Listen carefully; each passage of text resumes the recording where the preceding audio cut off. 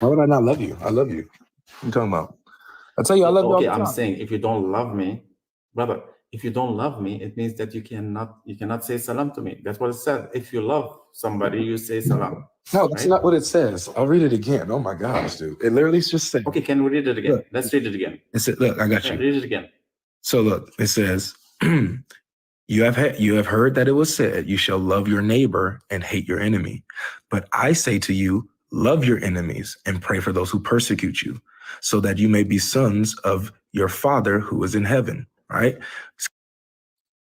All right, so we're at the 10-minute mark. So I'm going to go ahead and swap this out.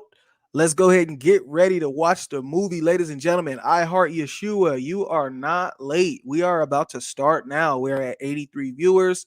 Wanted to get it to 100, but hey, it is what it is. Let's get it, man. 83 people here early. Let's go. All right, get ready.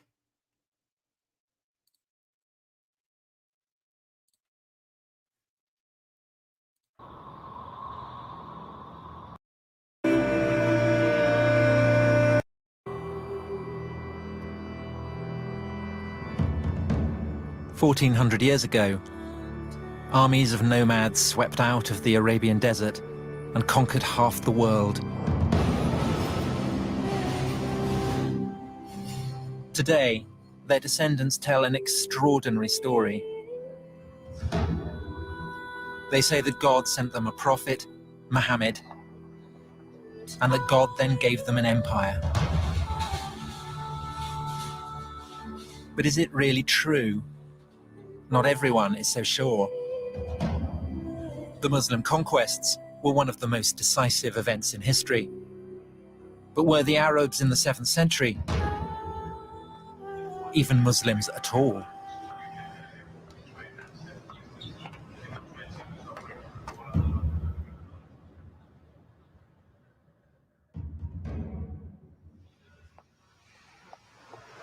My name's Tom Holland.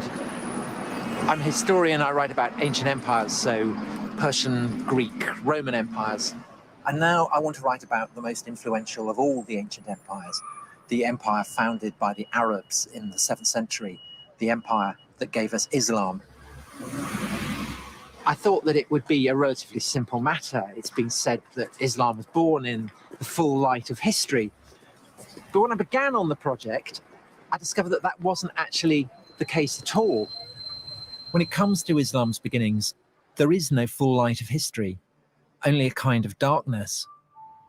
And when you start looking, everything seems up for grabs. From the beginning, I felt like I was being sucked into a black hole.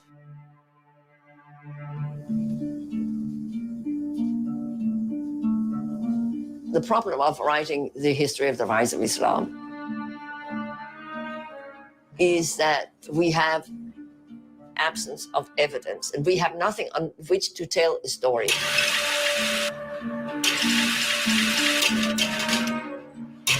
I had expected Muslim testimony from the 7th century, but there's nothing there. I can't find anything.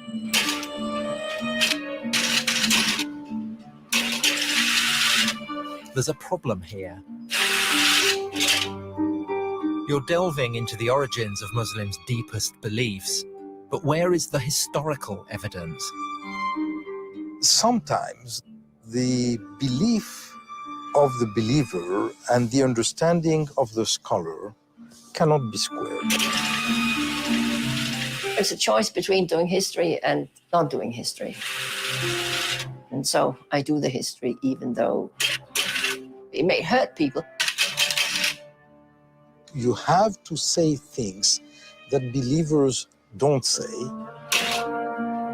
things that sometimes shock believers, things that sometimes make them very angry.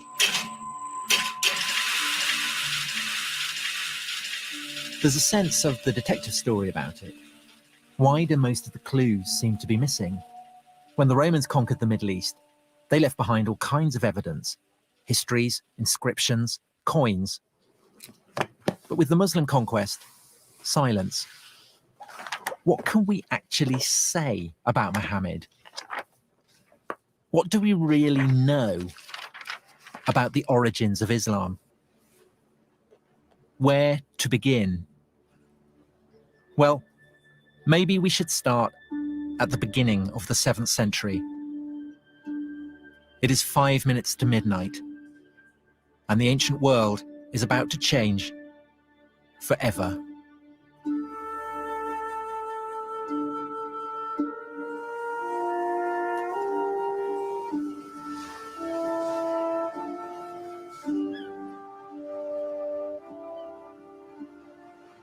This is Istanbul.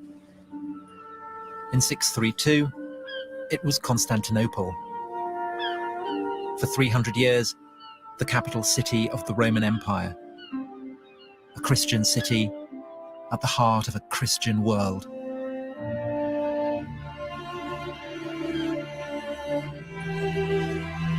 A universal religion for a universal empire. That was the Roman recipe for power. An idea fully appreciated by the Muslims when, almost 1,000 years later, they conquered the city and turned the largest cathedral in Christendom into a mosque.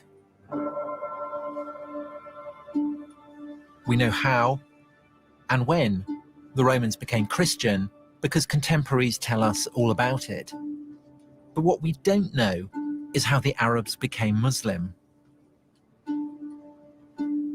Take a journey into the past, and you can't be certain where it's going to end. History is like a labyrinth. Once you're inside, who knows where it may lead?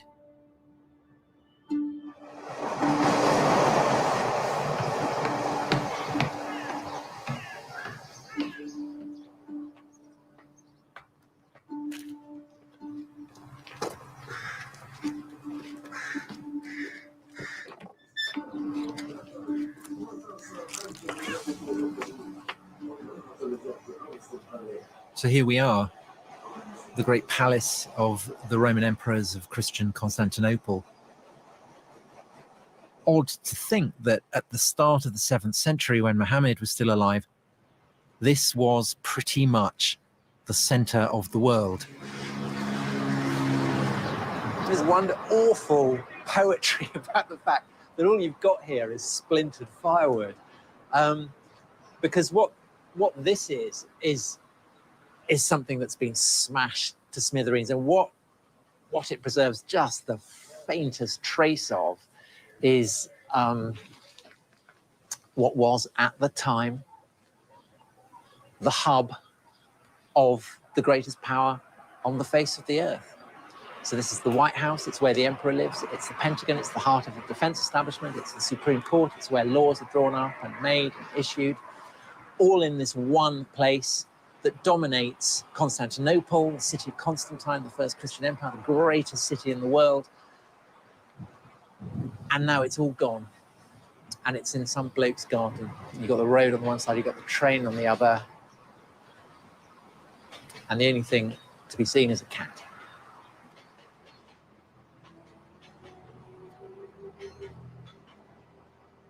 By 630, the Roman Empire had just overcome the worst crisis in its history.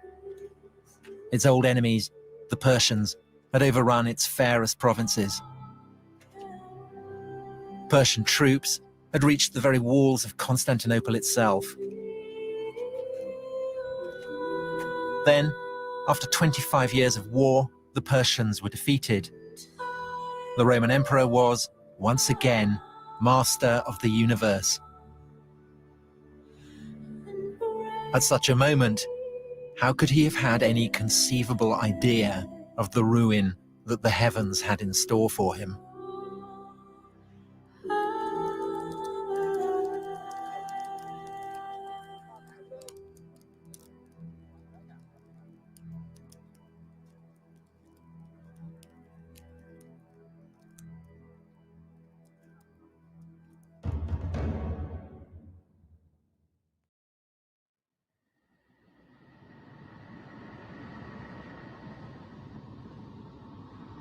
Professor, can someone like myself who is not a Muslim and who does not believe that God spoke to Muhammad ever hope to fathom the truth of the origins of Islam? No.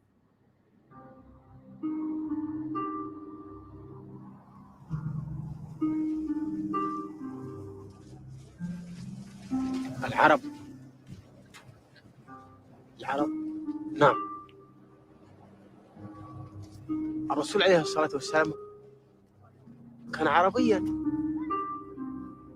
Bedouin, the face of the Arab conquest. The shock troops who in the 7th century swept out of Arabia and forged a colossal empire spanning half the world. And here in the desert, no one doubts that the conquerors were indeed Muslim. تركوا كل الدنيا، ما فكروا في التجارة، ما فكروا في الحياة، ما فكروا في أبناء، فكانوا يفكروا إني أقتتل أو أن أموت في نص الطريق أو أموت ضيعة أو جوعا أو شيء. لا كانوا يفكروا في هذا، لا في نجاح الإسلام. Everything was for Islam. That's what they say today. The victories, the conquest, the empire. But how do we know Islam even existed back then? ثبت الدين وثبت كل شيء والحمد لله احنا ماشيين على سنة الرسول. المسلمين هذه كلها من ذرية. يعني هذه احنا من ذرية الناس.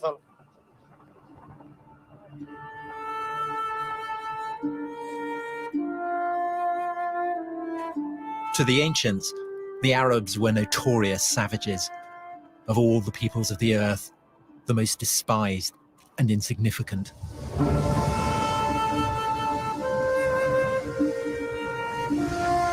Yet after 10 years, in the first half of the 7th century, they deprived the Roman Empire of her richest provinces, crushed the Persian Empire, and taken possession of most of the Middle East. A staggering achievement. For most Muslims, a miracle. Only God could have made it happen. Bedouin Arabs. They're the margin of history during the Roman Empire. That through such a people, the whole of North Africa and Spain should be transformed in just a few decades, and a whole new civilization created within a century from China to France.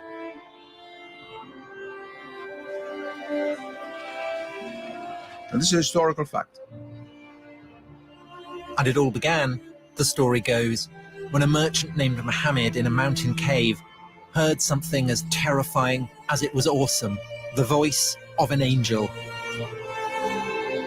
O Muhammad, thou art the apostle of God.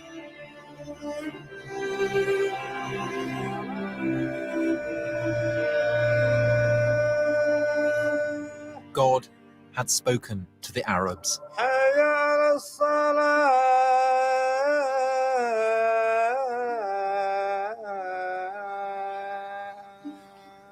الله أكبر.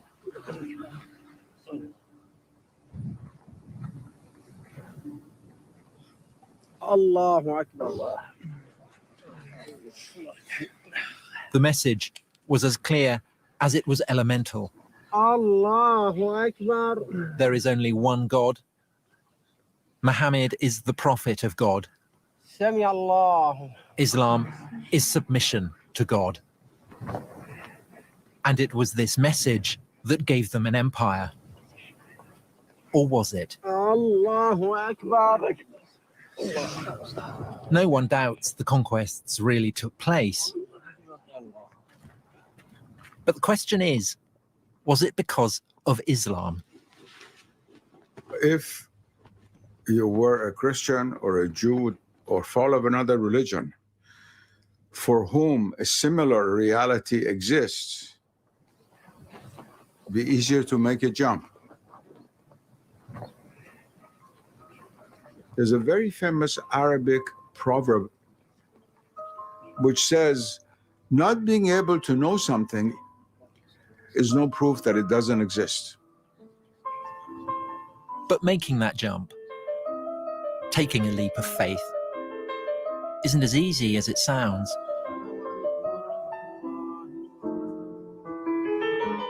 In Western universities, historical research is all about skepticism and doubt. And just as earlier generations of scholars turned a penetrating spotlight on the life of Jesus, so now some are taking a radical new look at the life of Muhammad. Patricia Kroner is a professor at Princeton. She is one of a number of historians whose research into the roots of Islam has sharply divided the world of early Islamic studies. You cannot reject the Muslim story, she wrote, but you cannot accept it either. The only solution is to step outside of the Islamic tradition and start again. There is a curtain as regards Muhammad that you can't get behind. What do we know about him and his life? Well, we know that he existed. We know that he was active somewhere in Arabia. We know that he's associated with the book, the Quran. He was the one who uttered it. But it doesn't get us to what actually happened, which is what, of course, a historian would like to reconstruct. We have absence of evidence. We have the Quran, and you can't tell the story of the basis of the Quran. We have various early non-Muslim sources. They don't add up to a story. We have nothing. We have this one book out of a nothing. There's complete darkness. But here, that's not the way they see things. The Bedouin think they know everything about Muhammad. His character, his wives, even his favorite food. This is a whole world founded on stories of Muhammad. كان يعيش الرسول على الجمال، وكانت هي الوحيدة الذي يتنقل عليها البدو والأجمال والإسلام، وإحنا على هذه نعيش ونتحمل الصبر إن الصبر كويس، ونصبر على الماء على الظما والأكل والجوع، ولكن هذا يعاني فيها الرسول وكانت الجيش لأجل الإسلام. لنصبر هذا الصبر، لنقطع هذه السحاري، لننشر كلمة الإسلام إن شاء الله. But the problem is, how do we know this was what it was like? How can we separate what really happened from the hearsay and the myths? Do we know, did the Prophet Muhammad come here, Huna? Yes, وأن كان خرج من مكة إلى مناطق الشام وجاء على منطقة فجلس في شجرة في الصفاوي. Was there a tree? Was Muhammad even a traveling merchant? The evidence is almost non-existent. The earliest biographies we have were written nearly 200 years after Muhammad's lifetime. In most religions, the tradition was handed down through oral history for millennia. This is put aside. That was called positive history. The oral tradition is completely negated. Well, oral tradition means that you remember what you want. Some of it must be history, and most of it is clearly not history. It's just that they have been reshaped, rethought. They have been taken out of their original context, serving new functions. They've been cleaned up by all kinds, or cleaned up or messed up, if you like, by all kinds of interests that people have in the memory. If supposing there is no written text of the time of the Prophet mentioning his name, the same is true of Christ. The same is true of Moses. That doesn't mean anything because there's always the oral tradition. Sometimes if you have other sources from other points of view, you can suddenly see what it is that's been changed. And then when you can see that, you can also see why it has changed. But because Islam arose in a relatively remote corner of the world, we don't have these checks. We don't yet have the key that can unlock the tradition.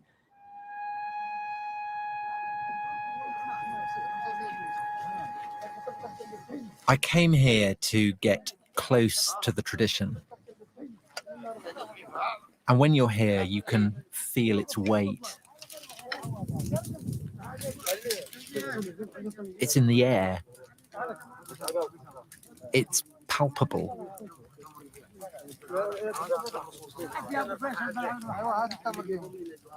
It can't just be brushed aside. Millions upon millions of people believe it. This is their history. An entire moral universe has been built around the stories told of Muhammad. هذا أيام الجاهلية قبل الإسلام. كان الواحد يوم تجيه بنت خوفا لا تعمل عيبة وكذا إلى آخره يذبحها لأنها عار، يجيب لها عار ويجيب لها منتقد بين البشر. فيجيب البنت ويدفنها ويحيى، بعد ما يدفنها ويحيى صح. عمر بن الخطاب له بنت وجابها وده يدفنها، حفر لها وده يدفنها، جاء الرمل على شاربة من هون، جابت بيدها قامت تقول بالرمل كده مشي عن مشي،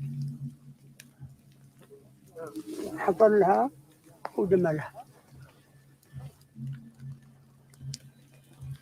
جاء سيدنا محمد صلى الله عليه وسلم أوقف كل الأعمال هذه.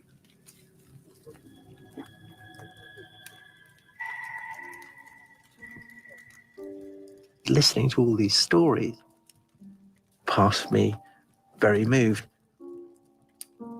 The other part of me was wondering, well, how do you know this? Where do these stories come from? Are they really true?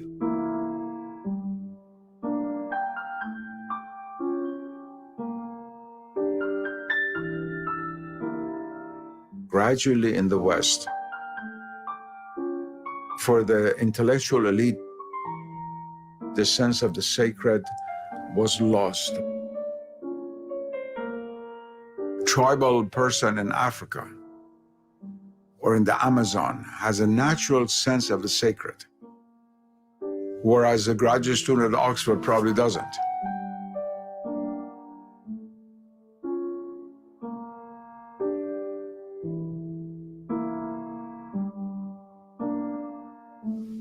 الله أكبر.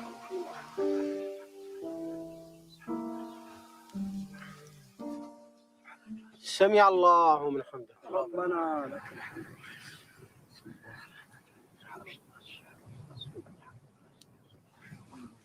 الله أكبر. الله أكبر. سبحان الله. الله أكبر. الله أكبر. يا رحمة الله.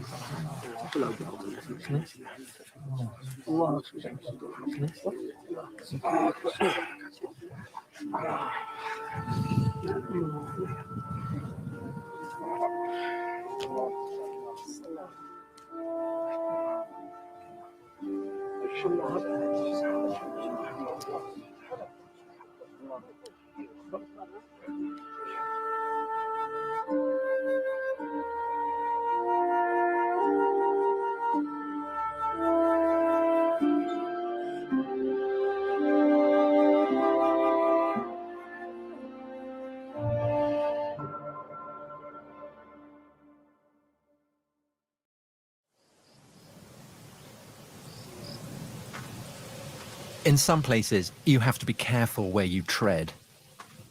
Muslims believe that from the very beginning, the great Arab conquests were all about Islam. But in the 7th century, you can barely find a new religion called Islam anywhere in the historical record. And that's why I've come here. This is Jerusalem. They've been building walls here for a long time.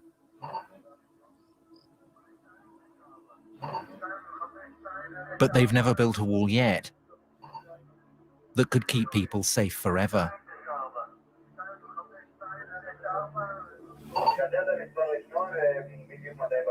Historically, the capital city of God has always been one of the world's most conquerable places.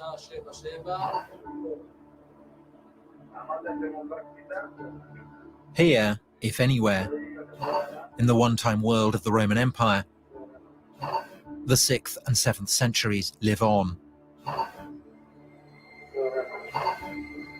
The same intensities, the same anxieties.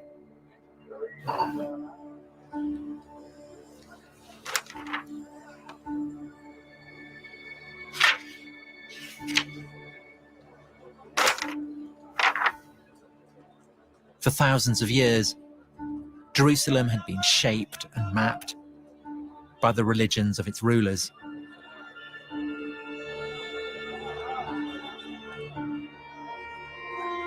When the Jews ruled, they built a gigantic temple, which dominated the city. Later, when the Roman Empire became Christian, Jerusalem was transformed into the world center of Christian pilgrimage. Look at the street plan now, and you saw a map of a Christian world. The Jews were gone, airbrushed out of the picture. The Romans constructed a new Holy of Holies, the Holy Sepulchre, a vast cathedral raised over the traditionally accepted site of Jesus' crucifixion.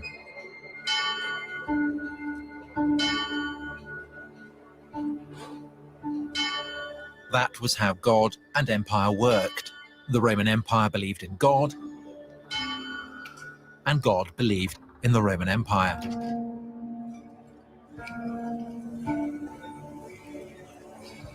But then, in the year 636, God changed his mind. Arab marauders appear outside the walls. Sophronius, the city's bishop, writes that it is too dangerous to leave.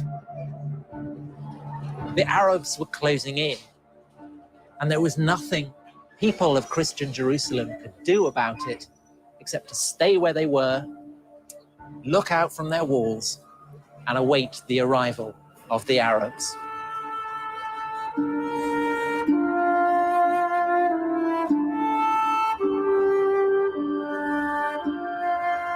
And out of the desert they came, and they had become irresistible. In 636, they beat a Roman army at Yarmouk. Soon after, they beat a Persian army at Qadisiyah. Both empires too weak after their own long wars to resist the Arabs. They marched into the richest provinces of the defeated empires. And less than 5 years after the death of Muhammad, they set their eyes upon the promised land. The land flowing with milk and honey, the land that God had promised to the Jews. Now, the Arabs had come to claim that birthright for themselves.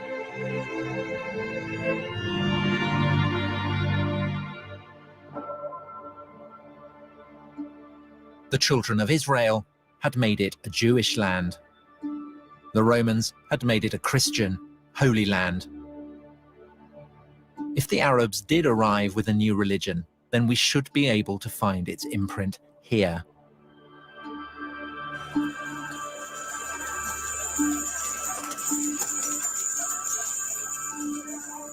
Contemporary Christian sources confirm that late in the 630s, the Arabs took over Jerusalem by peaceful negotiation.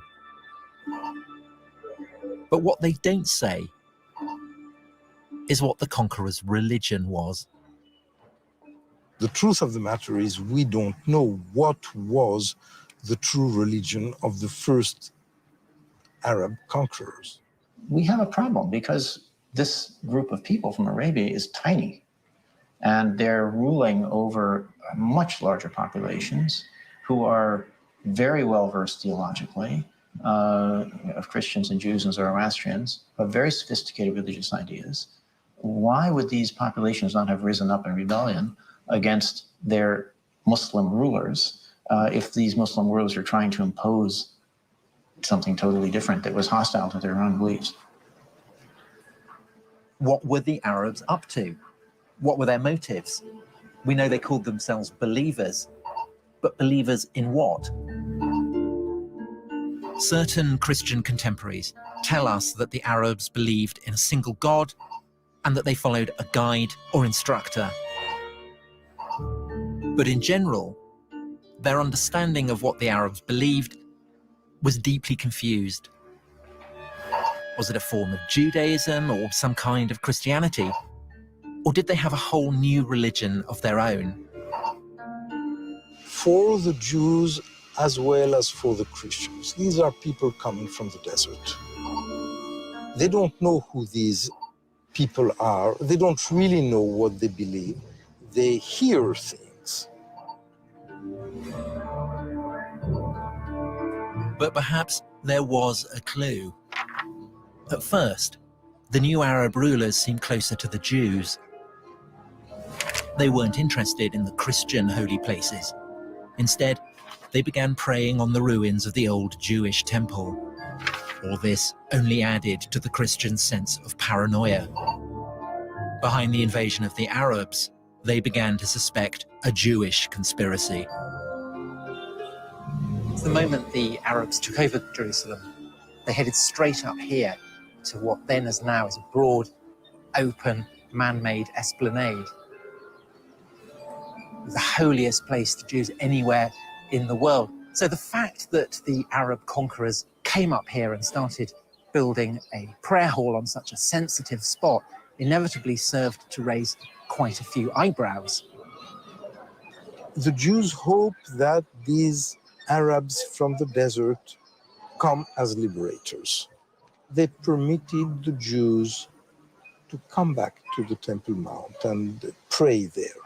And the Jews started believing that maybe there is something messianic in these people, and maybe their leader is the Messiah who will permit them to rebuild the temple. Christian theologians who speak about the Arab conquerors find it very hard to understand that they're dealing with a new religion. Who are they? One thing is absolutely clear.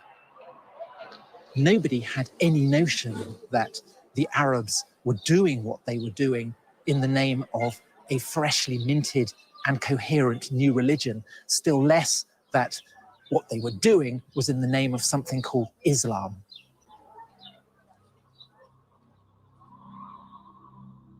So did Islam even exist in those early years after Muhammad? In Jerusalem, 30 years after the conquest, it was business as usual. There were Christian pilgrims in the streets. The churches were full. Ancient religions were practicing their ancient rites. But where was the prophet in all this? 30 years after the death of Muhammad, here in Jerusalem, an Arab warlord called Muawiyah was hailed as leader of the new Arab empire. But if Muawiyah was a Muslim, then he showed precious little sign of it. The astonishing thing is that nowhere, not on his inscriptions, not on his coins, not on any of his documents, is there so much as a single mention of Muhammad.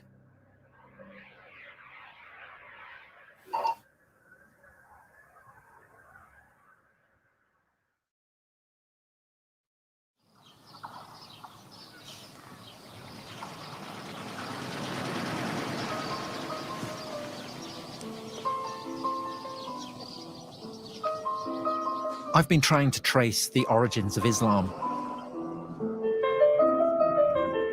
but it's a bigger mystery than I'd ever imagined.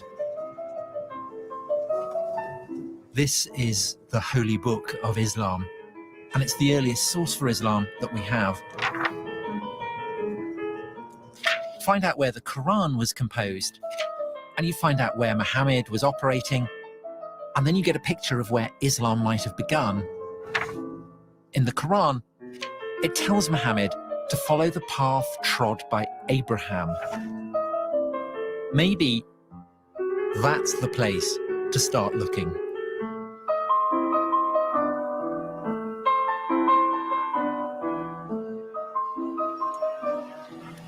I'm in Hebron, which is a town on the West Bank, and I'm currently in a Jewish settlement.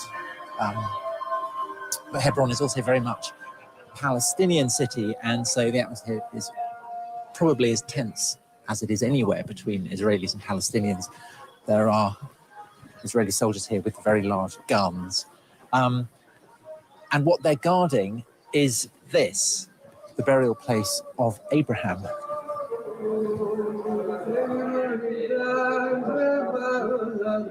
Abraham, through the line of his son Isaac, was the father of the Jews. When everyone else was still pagan, Abraham worshipped the one true God.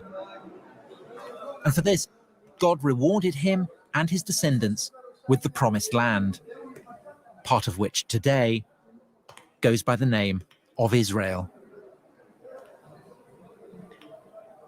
This is the tomb of Abraham.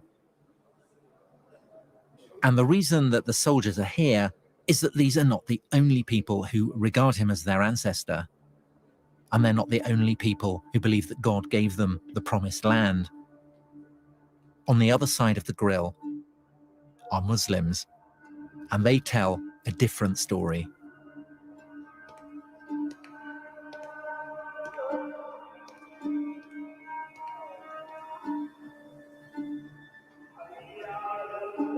This is the Muslim side, and the reason they revere Abraham is because, as well as Isaac, he had another son, Ishmael, the father of the Arabs. This is the tomb of Abraham that we saw earlier from the Jewish side, but we're now looking at it from the Muslim side. The significance of Abraham and this association that was made between Arabs and Ishmaelites, the children of Ishmael, is actually much older than Islam itself. It remains central to Islam to this day. According to Muslims, Abraham is their prophet, and the religion he founded was not the religion of the Jews, but Islam. And in the Quran, we read that Ishmael helped Abraham to build a house of God at a place called Bakkah. Neither the Quran nor any contemporary source actually specifies where Bakkah was, but Muslims now would have absolutely no doubt that Bakkah is another name for a place deep in the Arabian deserts. Mecca.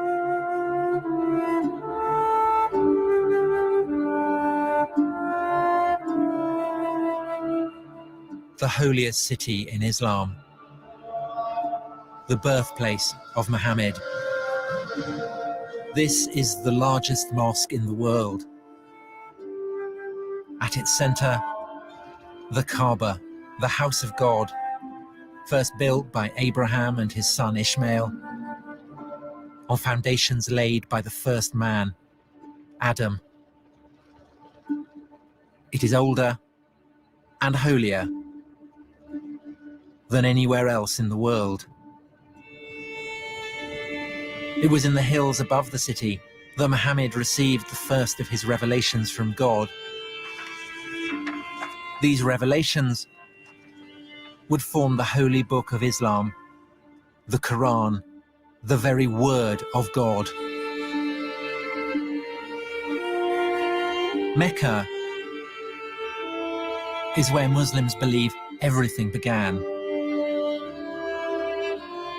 The crossroads of faith and history.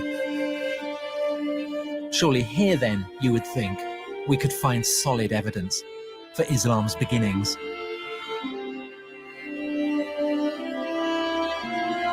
But there is a problem. Aside from a single ambiguous mention in the Quran itself, there is no mention of Mecca, not one, in any datable text for over 100 years after Muhammad's death.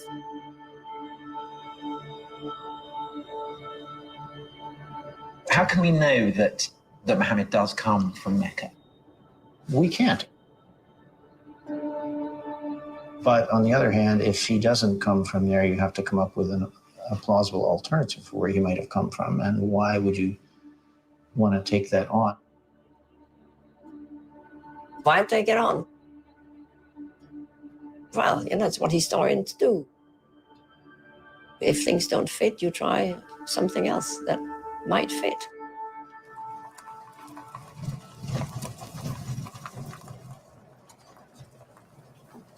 Here we go. So this is it. Yeah, here we are. In the Quran, the faithful are instructed to pray in the direction of a holy sanctuary. But what it doesn't ever say is that this sanctuary stood at Mecca. And to some archaeologists, a few early mosques suggest something different. We're talking about one of the earliest examples we have of a mosque. And you date it 100 years after Muhammad? Somewhere within 100 years or so. Because here, as we go into it, you can see. This is it? This is it, yeah. This is the mosque? This is the mosque.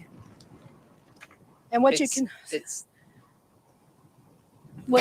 can see here, we have an apse which is not facing Mecca. It's not facing the south. It's actually facing towards the east, towards the sun rising.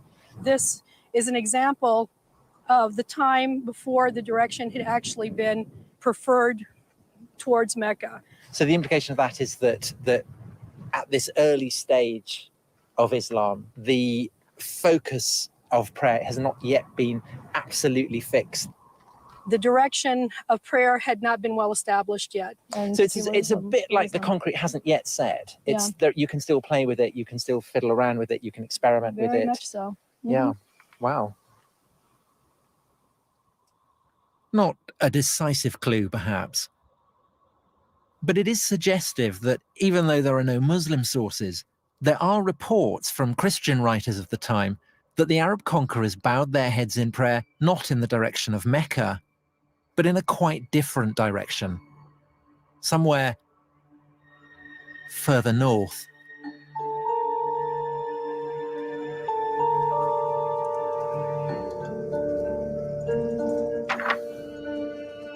In the Quran, it never actually states that Muhammad lived in Mecca, nor that Mecca was where the first revelations took place.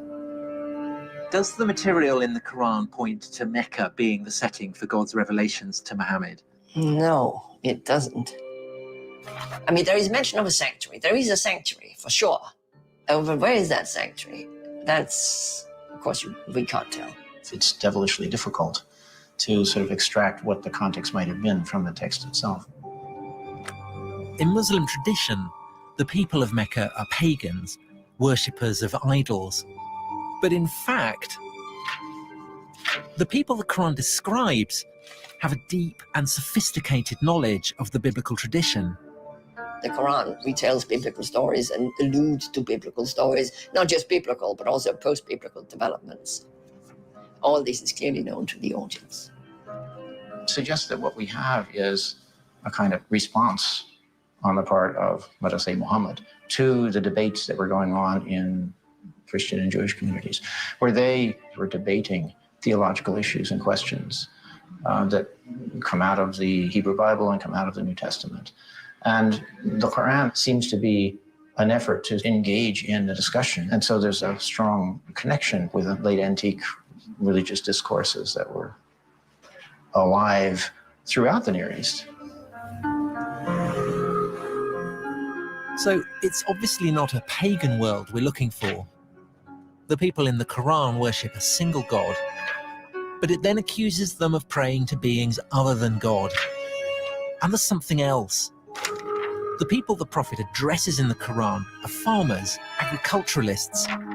But there was no agriculture in Mecca. Mecca does not have an agrarian base. In Mecca, it seems to have been quite an arid valley. If Mecca is this barren, infertile place, how is it that in the Quran, the opponents of the prophet are described as keeping cattle and growing olives and vines? Good question. This is one of the reasons why some scholars feel that the text of the Quran is really plugged into, say, Syria. Because that's where vines and olives grow, you would find much those further in north. Geographical Syria. You don't find olive trees in Mecca. So if Mecca wasn't the starting point of Islam, what was?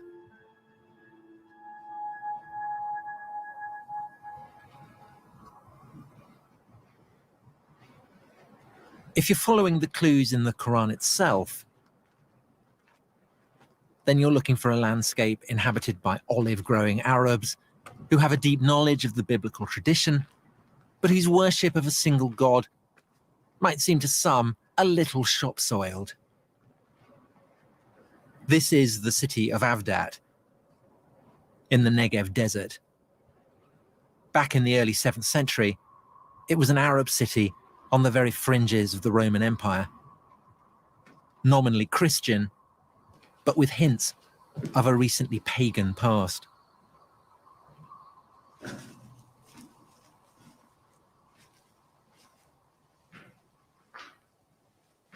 There can be no doubt that this is a Christian place of worship. There are 2 crosses on the ceiling, but there's also something very interesting in the corner, which is a bull complete with horns, and the bull is an image that very probably is drawn from much older native Arab pagan traditions.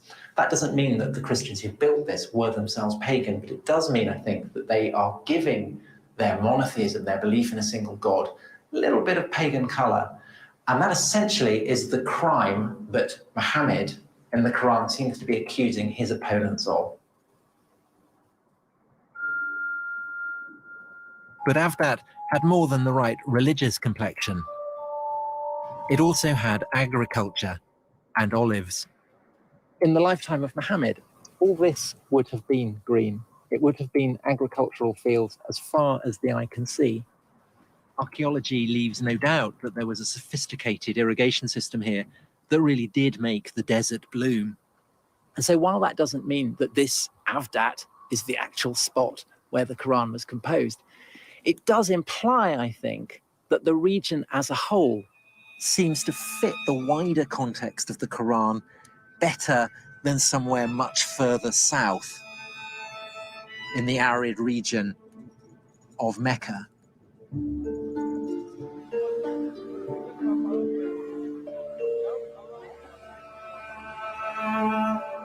When you read through and through the Quran, what's really striking as compared, say, to the Bible, which is full of allusions to recognizable landscapes that we know, in the Quran, it's an effort to find an allusion to any landscape or natural setting that we could actually pin down.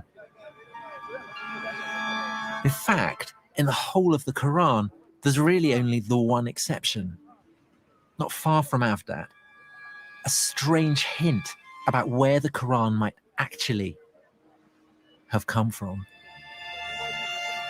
We are on the southernmost shores of the Dead Sea, between what is now Israel and Jordan. Lot was the nephew of Abraham, and he went to settle down in a city called Sodom. And the people of Sodom were notoriously racy. Unsurprisingly, this provoked the wrath of God. He destroyed his city, and this is said to be the remains of Sodom, where the anger of God was poured down upon it. And the Quran. So also was Lot among those sent by us. Behold, we delivered him and his adherents, all except an old woman who was among those who lagged behind. then we destroyed the rest. Truly, you pass by their sites by day and by night. But if the people being addressed by the prophet are passing this place by day and by night, then what's it doing here? 1,000 kilometers from Mecca.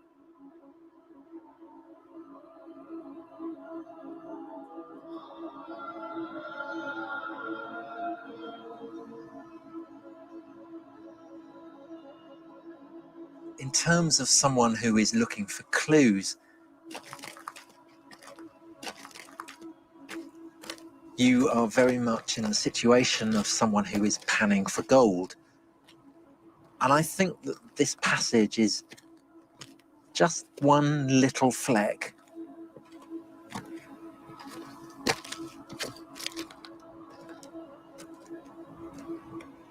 I mean, there is one possibility, of course, which is that this one fragment originated in this neighborhood. Perhaps the rest came from elsewhere. But that then begs the question of where all the various component parts of the Quran are coming from. Are they necessarily to be attributed to one person living at one time? Again, when you start asking that question, it's very hard to know how far to push it. It's from the West that this kind of history came up. That is, reason is the ultimate decider and judge of the truth. But what I'm saying is that those are not going to really give you the reason that is logically satisfying.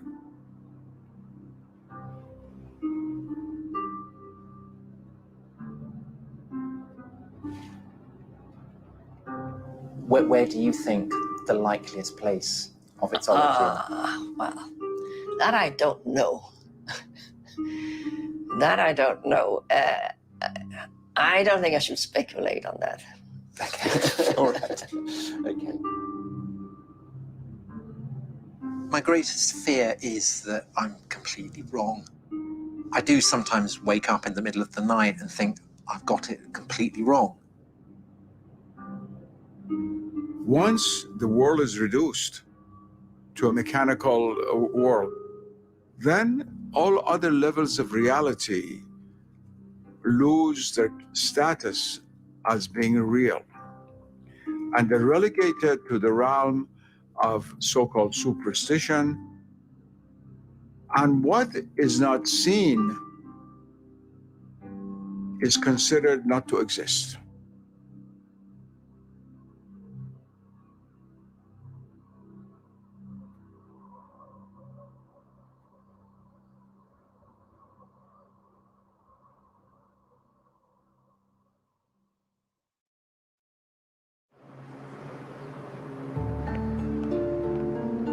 Trying to track the origins of Islam has been like chasing a mirage.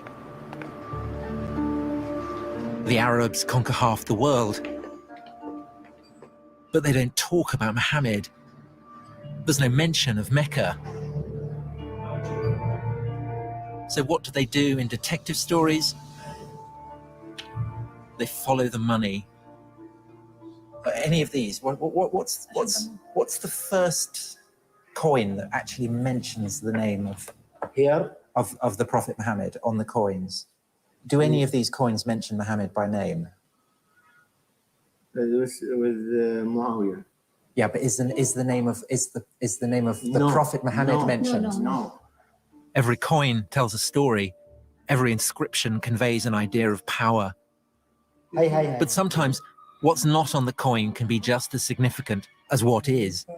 It would be nice to see the earliest coin that mentions Muhammad. The earliest coin that has Muhammad's Has the name of Muhammad. They don't have it, but Because it's odd that we're 60 years on from the death of Muhammad and no mention of Muhammad.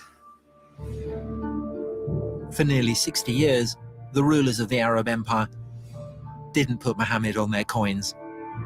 And then they did.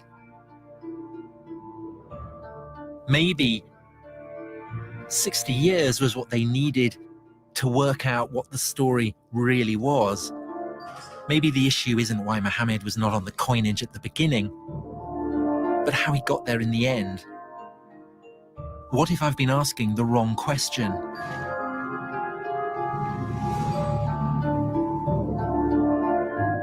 What if it wasn't Islam that gave birth to the Arab Empire, but the Arab Empire that gave birth to Islam? The empire was rich beyond imagining. By the mid-680s, it stretched from northern Persia to Egypt and North Africa. But who had the right to rule it? A vital question on which the Arabs could not agree. And with so much to play for, they began to turn upon themselves.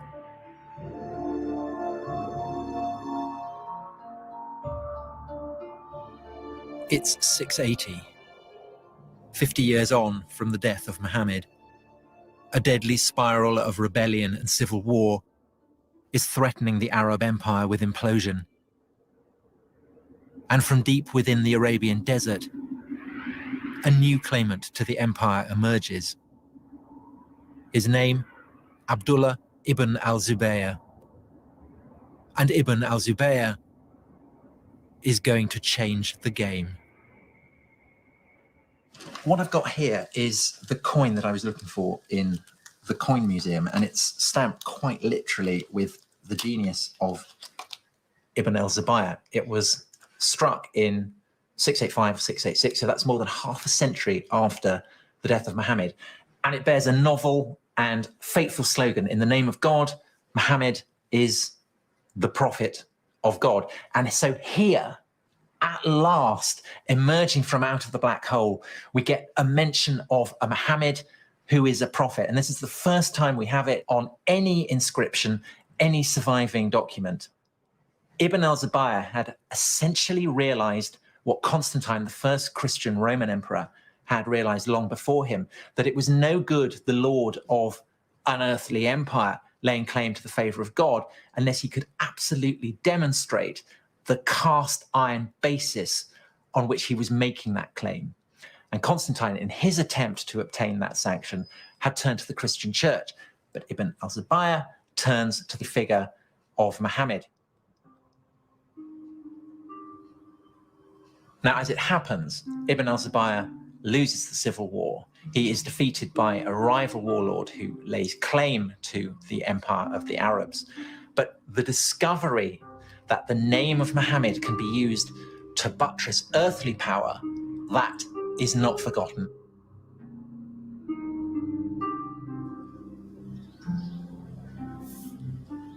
The civil war had been a very close-run thing.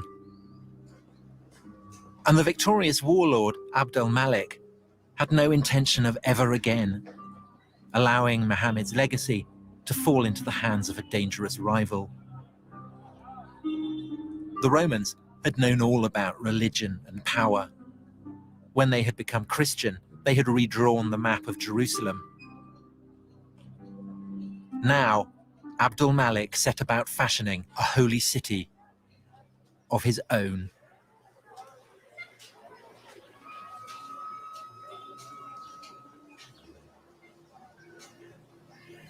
God, it's beautiful.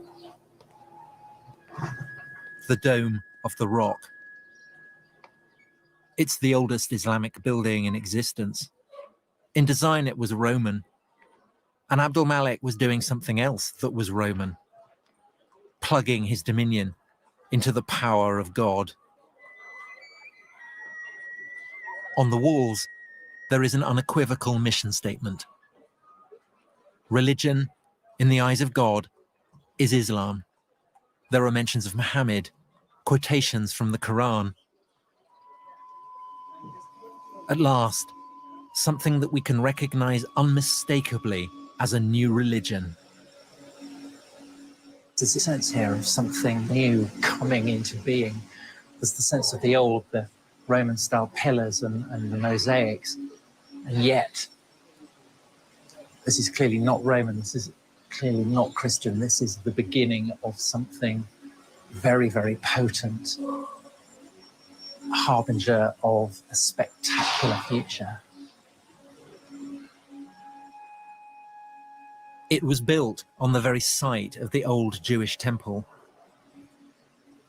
Down here, the foundation stone of the world, the very junction of heaven and earth.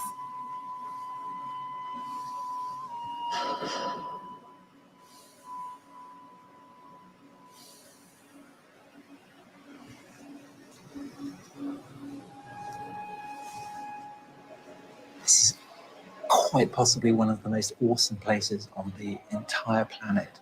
It is deeply, deeply holy, not to one, but to two great religions. It's the place where Jews believe God inhabits on earth, the Holy of Holies, the Shekinah. And to Muslims, it is the cave that Muhammad prayed in after being brought here from Mecca before he ascended to heaven to be confirmed as the seal of the prophets. So in religious terms, this is like a sort of nuclear reactor firing out isotopes and power.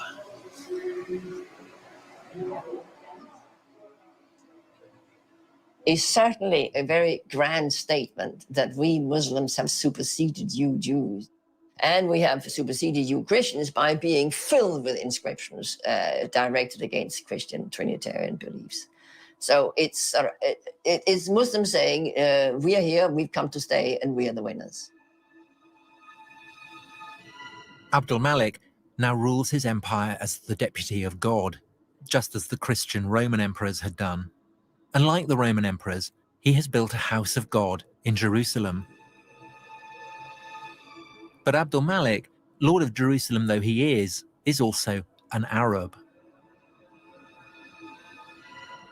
Perhaps for Arabs, Jerusalem, for all its ancient and unrivaled potency, owed too much to the Jews and Christians to stand alone as the holy city of the new Arab empire.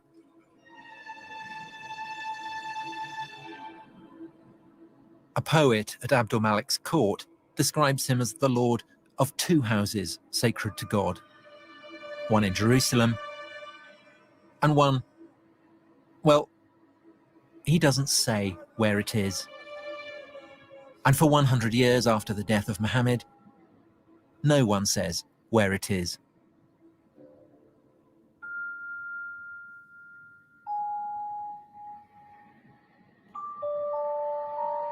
All sources go on calling it a place in the desert. It's a sanctuary in the desert, without giving it a name. And at some point, this sanctuary must have been fixed at Mecca, in the middle of the desert. But why? The truth of the matter is we don't know what was the true religion of the first Arab conquerors. It's an Arab story. Arabs come from the desert. God is speaking to the Arabs. They don't want Jews or Christians having any influence on Muhammad.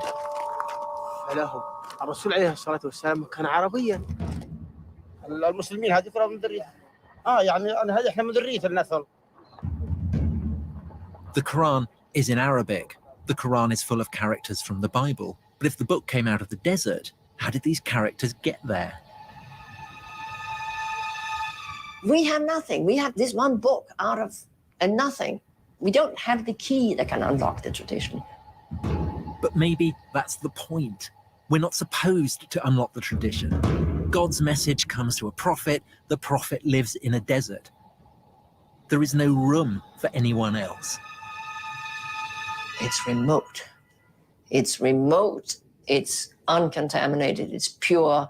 It's a place where we can rule out that Muhammad got his ideas from others than God.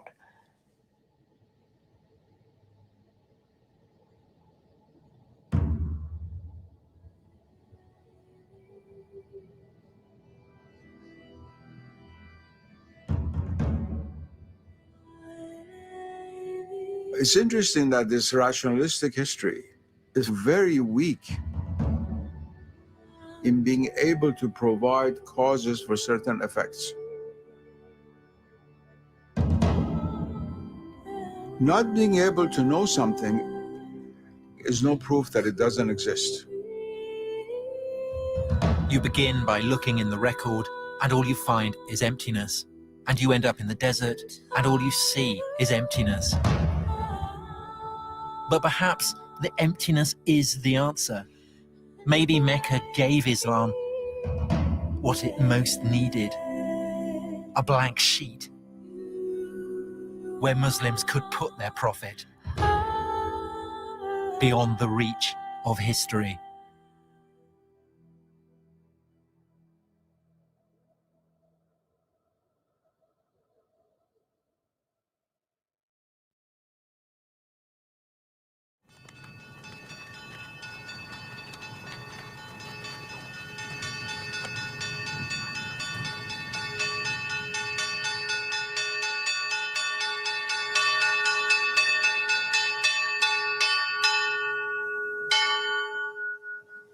Professor, do you think that what I am doing is complicit with the brute fact of Western imperialism, Western hegemony? No, not necessarily.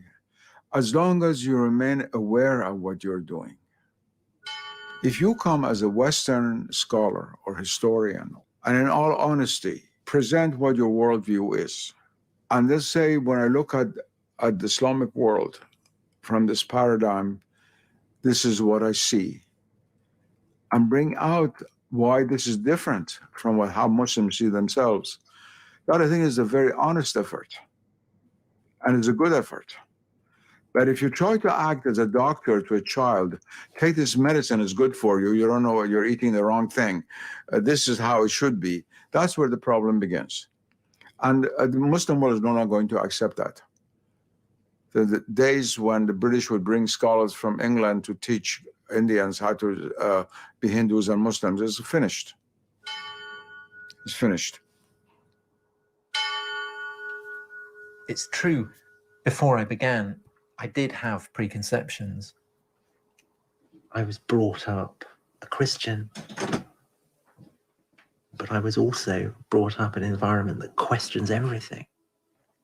Studying ancient history is a process of paint stripping, tearing away stories that you want to believe the literal truth of. This is supposed to be Mount Sinai, where Moses saw the burning bush, where God gave him the 10 Commandments. But there's no historical evidence for any of this. Christian monastery, Roman fortifications, the old partnership, God and empire. Between them, they turned this place into Sinai. In my heart, I want to believe it, but my head won't let me. We believed that there was a living tradition kept by the people here, that this is where God had revealed himself in an extraordinary way. How much would it matter if it turned out that this wasn't the place where Moses had received the 10 Commandments? But the spiritual encounter with God is more important. The reality is there, even if your eyes aren't open to see things in actuality. God is always present, but you're not aware of his presence. Ultimately, the city of God matters more than the city of man. Yes.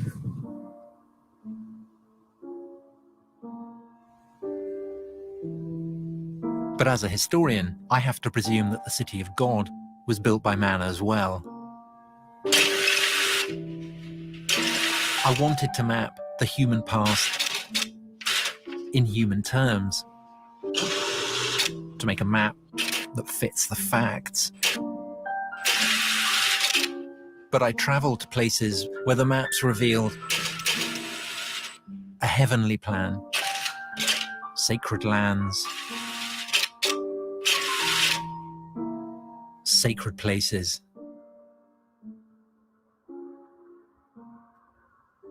A world where you don't have to believe in God to feel the power of God.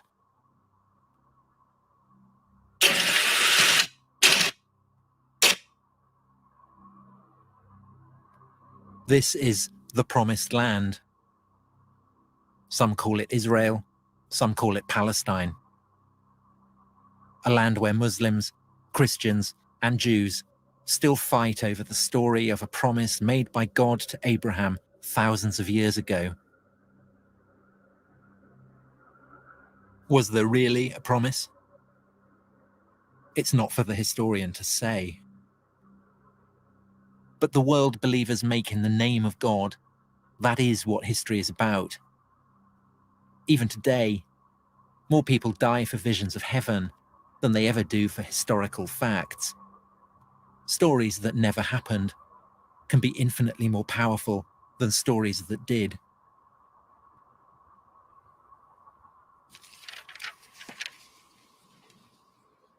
I set out to write the story of the beginnings of Islam. If you're a Muslim, then there's no problem. Everything is explained by God. But I'm not a Muslim. And I don't think that civilizations appear like lightning from a clear blue sky. What I think now is that Islam emerged from a whole range of circumstances. From the religions and the empires and the convulsions of the world that witnessed its birth. And yes, of course, it is still the case. The black hole that surrounds Islam's beginnings doesn't give up its secrets easily. But maybe we are getting somewhere. The search for the historical Muhammad, for the origins of the Quran, for the whereabouts of the first sanctuary, for the way Islam evolved out of the Arab Empire. These are pieces of a whole new story.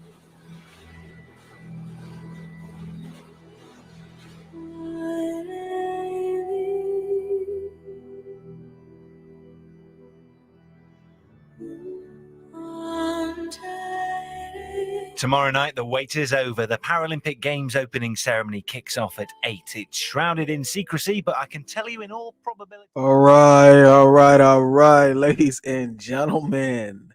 That was the movie there.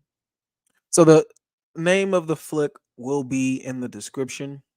For those of you who want to rewatch it, you can either rewatch it here. I did not interrupt at all. Or you can go find it yourselves on YouTube. So it's called Islam, the Untold Story.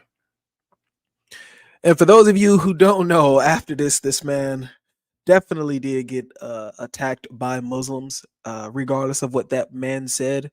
He obviously doesn't know his religion well enough to not warn him that realistically, no matter what you say, if it's damaging to our religion, you will have some hecklers and attackers. So, you know, he tried to sugarcoat it a little bit. I don't think what this man did was wrong in any way. He just dove directly into the history, and this is what he came out with, you know. So those of us who have been digging into Islam and looking into, you know, the history and so on and so forth, I think it would have been very easy to understand what this man was actually finding, talking about, and bringing up. This is very damaging if the things that he brought up right here is accurately 100% true. All of it doesn't even have to be true. Some of it can just be true. This is very damaging. So I want to leave you guys with this. Don't want to talk too much. I want to make sure you guys, ponder on what you just watched. And with that being said, I'm going to go ahead and close out. All right, ladies and gentlemen, peace. Thank you for watching.